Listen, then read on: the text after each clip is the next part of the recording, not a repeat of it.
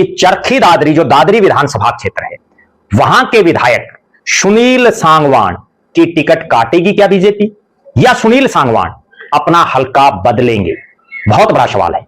सुनील सांगवान जो पहले jail superintendent रहे, उनके पिता सतपाल सांगवान दादरी के विधायक भी रहे, मंत्री भी रहे हुड्डा सरकार में। सतपाल सांगवान कई पार्टियों में रहे, वो हरियाणा विकास पार्टी में रहे, वो हरियाणा जनहित कांग्रेस बीएल में रहे, वो कांग्रेस पार्टी में रहे, वो जेजेपी यानी जननायक जनता पार्टी में रहे, और वो भारतीय जनता पार्टी में भी रहे।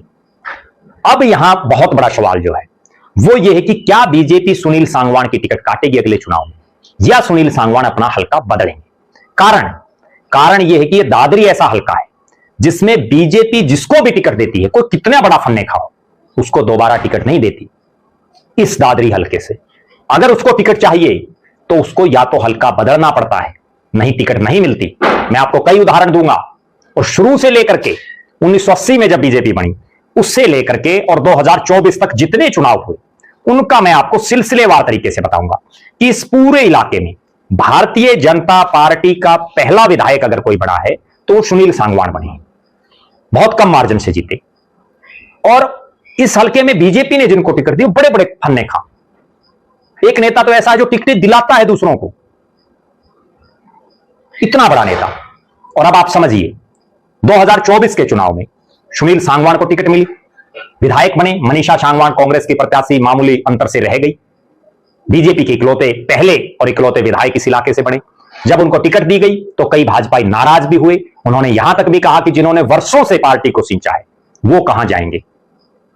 बहुत नाराजगी रही, लेकिन चूंकि बड़ा नाम था सतपाल सांगवान का, उन्होंने अपने बेटे सुनील सांगवान को टिकट दिलवा दी।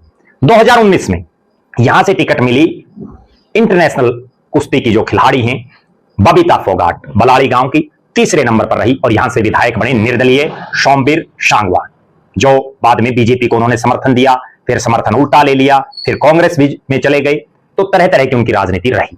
बबीता फोगाट को दोबारा टिकट नहीं मिली। 2019 में बीजेपी की टिकट मिली, लेकिन उसके बाद उनको टिकट नहीं मिली किसी भी हलके से। फिर आइए 2014, यहां से भारतीय जनता पार्टी ने टिकट दी सोमवीर सांगवान को, चुनाव हार गए, दूसरे नंबर पर रहे।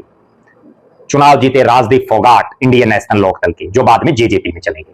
लेकिन सोमवीर सांगवान को भी उसके बाद कभी टिकट नहीं मिली। सोमवीर सांगवान का गांव चरखी, फिर टिकट नहीं मिली उनको भी।